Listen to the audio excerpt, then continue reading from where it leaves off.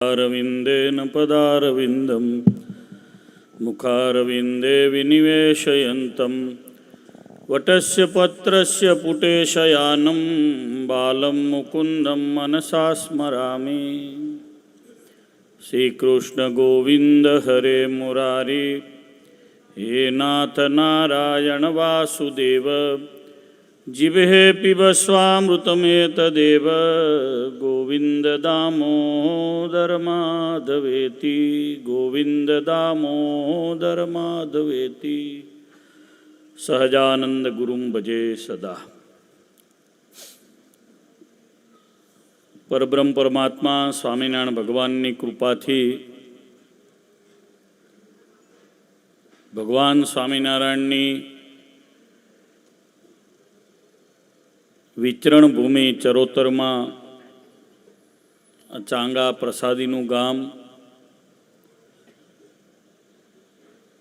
एमा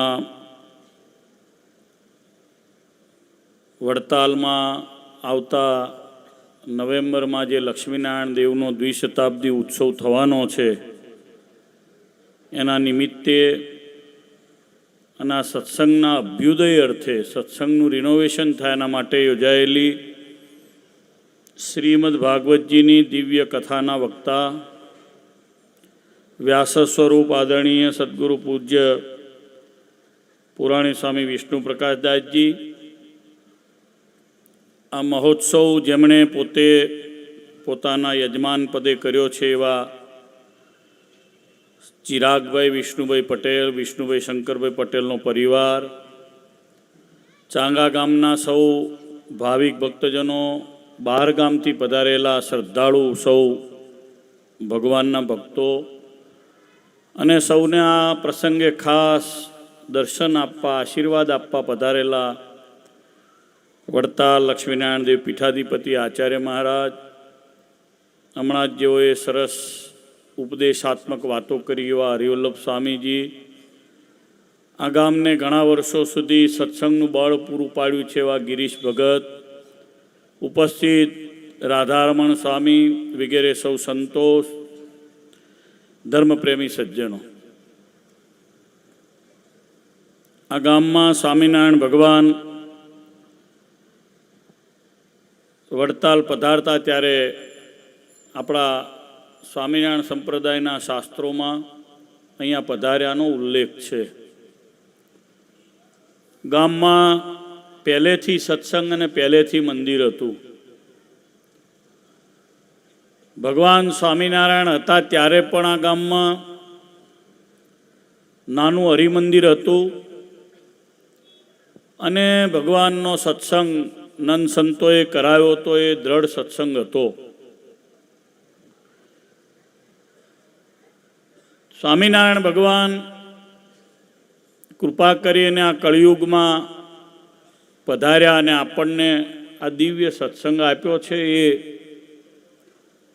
मारुं अने तमारुं बहु मोटुं सद्भाग्य छे। सत्संग बधाईने मळतो नथी अने सत्संग वारे वारे मळतो नथी। आपणुं मोटुं भाग्य होय त्यारे आपणने सत्संगनो योग मळे, सत्संगीने घेर जन्म मळे, कां तो कोई भगवानना संत आवे ने आपणने कंठी पहेरावीने सत्संग करावे। जेनुं मोटुं पुण्य होय एने वारे वारे सत्संग करवानो मळे। आ गाम भाग्यशाળી छे के अहींया भगवान स्वामीनारायणनुं सरस मजानुं मंदिर थयुं। मंदिरनी अंदर महाराजनुं दिव्य स्वरूप बिराजे छे, प्रसादीना चरणारविंद छे। भगवान अहींया पधार्या, अहींया परचाओ आप्या छे। सर्पनो देह छोड़ावी अने वसंतदासजीने भगवाने पोताना धामनुं सुख आप्युं छे। चरित्र तो घणुं मोटुं छे पण अहो आश्चर्य थाय एवुं चरित्र छे।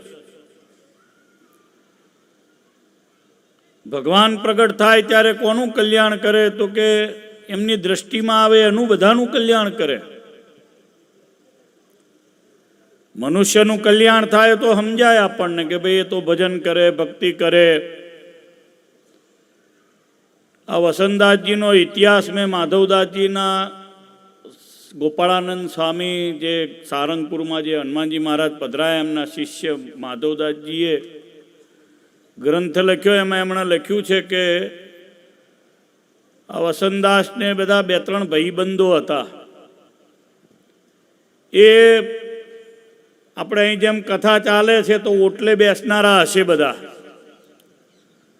ચબૂતરે બેસનારા હશે, બાંકડે બેસનારા હશે. બધા જાઓ જાઓ કથામાં જાઓ, તમારા માટે બેહાડી છે એવું બધા કહેતા હશે. બધી જગ્યાએ હોય. એટલે ગામમાં કથા થતી, ભજન થતું ત્યારે આ બધા બ્રહ્મજ્ઞાનીઓ કહેવાય, એ ઓટલે બેસતા અને કહેતા જાઓ અંદર સ્વામી બેઠા કથા કરે, જાઓ સ્વામી બેઠા કથા કરે. કે તમારે અમે બધું સાંભળી ચૂક્યા, બહુ ભાગવત જોઈ, કે બહુ રામાયણ સાંભળી, બહુ રામાયણ જોઈ, એવું કરતા. એક દિવસ કોઈ કારણોસર લીમડો કાપવા માટે ચડ્યા. 2 ભાઈબંધો હતા, 2 પાટીદાર હતા, 1 ગોસાઈ હતા. 3 જણા લીમડે ચડ્યા, લીમડો પડ્યો, 3 જણા દબાઈ ગયા, બધા એમાં ધામમાં ગયા. પણ બ્રહ્મજ્ઞાની હતા ને એટલે ખબર નહીં, વાસના રહી, સર્પનો દેહ આવ્યો. સ્વામિનારાયણ ભગવાન અહીંયા પધાર્યા અને એના કૂવે નાવા બેઠા, થાળામાંથી મોઢું કાઢ્યું, ભગવાન નાયા, એનું પ્રસાદીનું જળ પીધું એટલે જ્ઞાન થઈ ગયું. તેદારથી નક્કી કર્યું કે હવે ઉંદર દેડકા મારવા નહીં. આપણને એમ થાય સાપને જ્ઞાન થાય, આ થયું. ભગવાનના પ્રસાદીના જળનું એવું મહત્વ છે. ભગવાનનો અભિષેક થાય, આપણા ઘેર લાવી મૂકવું, અંતકાળ કોઈનો આવે, ભગવાનનું પ્રસાદીનું જળ આપો. ગમે એવો પાપી જીવ હોય તો એ ભગવાનના ધામનો અધિકારી થાય. એવા ભગવાનના ચરણારવિંદના જળનું મહત્વ છે. વડતાલ અભિષેક થતો હોય, આપણે પાણી લઈ આવીએ. બીજી કોઈ જગ્યાએ જળનો અભિષેક થતો હોય, પાણી લઈ આવીએ. કોઈ જગ્યાએ મહાપૂજા થઈ હોય, ભગવાનની મૂર્તિ જે હોય એને સ્નાન કરાવ્યું હોય. સ્વામિનારાયણ ભગવાન નાયાનું પ્રસાદીનું પાણી પીધું અને સાપે નક્કી કર્યું કે હવે ઉંદર દેડકા મારવાની. હવે ગામના આગેવાન હશે એટલે આપણે તો જે ઢીલો પડ્યો એને એક ઢેખલો વધારે પડે, એટલે એમાં આણે નક્કી કર્યું કે ઉંદર દેડકા મારવા નહીં. બધાએ છોકરાઓએ જાણ્યું કે પહેલાં હાફ કરતો તો હવે કરતો નથી, એટલે ઠેખાડા મારવાનું વધારે ચાલુ કર્યું. એમાં એક દિવસ કોઈ મંદિરમાં ચોર આવ્યા, આપણા મંદિરમાં જે જૂનું મંદિર હતું એમાં. સર્પની યોનિમાં શાસ્ત્ર એવું કહે છે, માધવદાસજીનો ગ્રંથ એવું કહે છે કે એમણે નક્કી કર્યું હતું કે મારે કથા સાંભળવાની, દરરોજ કથા સાંભળે. હવે વળીએ ચડીને કથા સાંભળે. સંતો કોઈ વખત આવે, સાંજનો ટાઈમ હોય, કથા ના થઈ હોય તો ઉપરથી પડતું મૂકે એટલે ખબર પડે કે એટલે હા પાયો કાઢો કાઢો, આપણી કથાનો ટાઈમ થયો. એટલે પાછા કથા કરવા બેસે તો ગમે ત્યાંથી આવીને ભરાઈને કથા સાંભળે. સાધુ જમ્યા હોય એનું એઠું પાણી જાય, ભાજીના કોઈ ભાતના દાણા ગયા હોય, ઓસામણ ગયું હોય તો એ પીને રહે. પ્રસાદીનું બધું પીવું, પ્રસાદીનું ખાવું, સાધુ જમે એનું એઠું ખાવું, આવું બધું નક્કી કર્યું. એમાં કોઈ એક ગોવિંદ નામનો કોઈ ગામમાં ચોર હશે, એણે ચોરી કરવા માટે મંદિરમાં અંધારું થયું. તે દાડે લાઇટો નહીં એટલે ગોદડું બાંધ્યું, ઘંટ બાંધ્યો, ઠાકોરજીની મૂર્તિ બાંધીને દોટ ત્યાં પાછળ મૂકીને મંદિરના પાછળના ભાગમાં તાણે પાછળ દોટ મૂકી અને એને ડંસ દીધો. મારા મંદિરનું લઈ જાય છે, મારા સાધુનું લઈ જાય છે, જેની કથા વાર્તા હું સાંભળું છું એનું લઈ જાય છે. આવી આશ્ચર્યકારી વાત આપણા શાસ્ત્રોમાં લખાયેલી છે. એને એ સર્પ કરડ્યો. સ્વામિનારાયણ ભગવાન એ દિવસે જેતલપુરમાં બિરાજમાન હતા.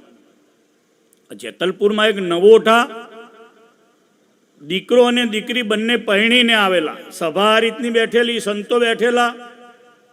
શ્રીજી મહારાજે ગામના આગેવાન હતા જેતલપુરના મોહલમાં, એટલે મંદિરની સામે નેશનલ હાઈવે પડે છે, એની બરાબર બાજુમાં દેવ સરોવર છે અને ત્યાં મહોલ છે. આજે પણ એ મહોલ છે, એની અગાસી પ્રસાદીની છે. પ્રસાદીની અગાસીને ચાંગા અને સંબંધ એની હું શાસ્ત્રમાં જે વાત જાણું છું કહું છું. ભગવાન સભામાં બેઠા છે ને સભાની અંદર પેલી નવોઢા સ્ત્રી મીંઢળ બાંધેલું બે જણા છેડાછેડી સાથે છે ને ભગવાનના દર્શન કરવા આવ્યા. શ્રીજી મહારાજે કીધું એટલે આ છેડાછેડી છોડી નાખો. તો કે કેમ? તો કે તમારે સાધુ બનવાનું છે. એ ગામમાં એક આસજી પૈ કરી અને આગેવાન હતા. એમણે એવું કહેલું કે ભગવાન અમારા ગામમાં અમે જે મહાવિષ્ણુ 15 દાડાના કરાવીએ છીએ એવું કોઈ તો કરાવી જુએ.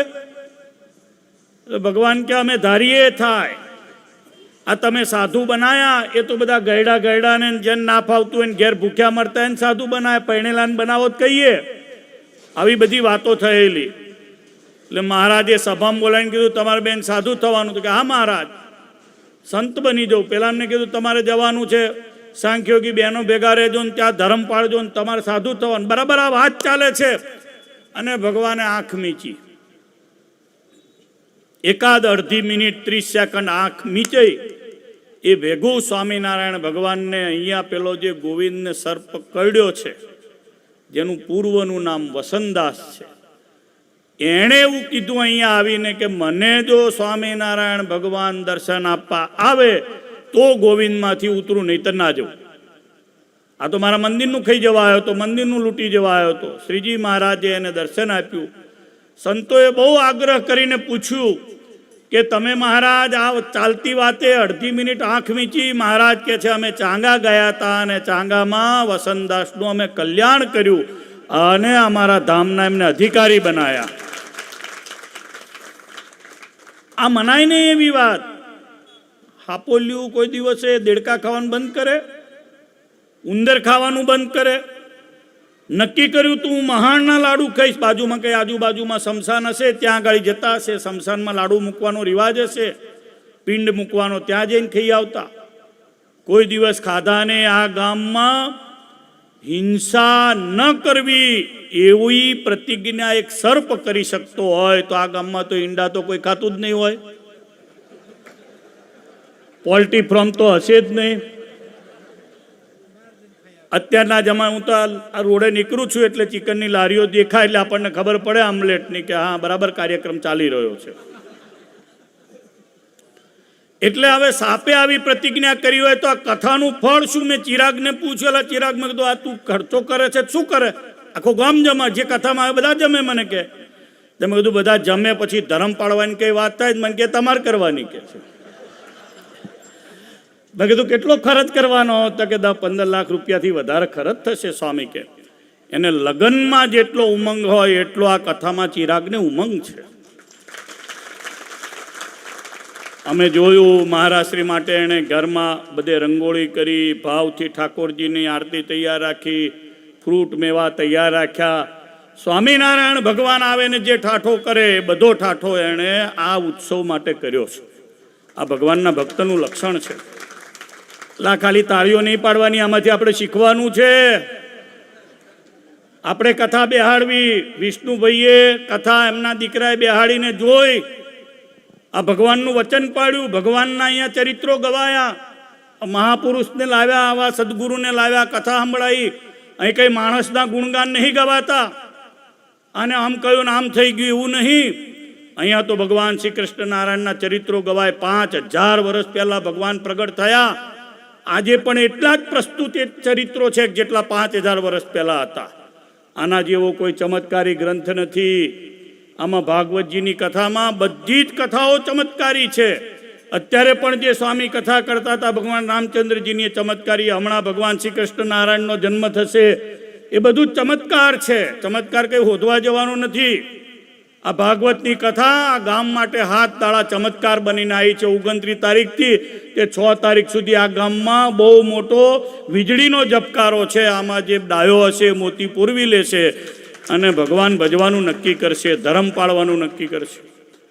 ભગવાનને પ્રાર્થના કરું ચિરાગને અનંત ઘણું ધન આપે. આ ગામ સુખી છે, વિશેષ સુખી થાય.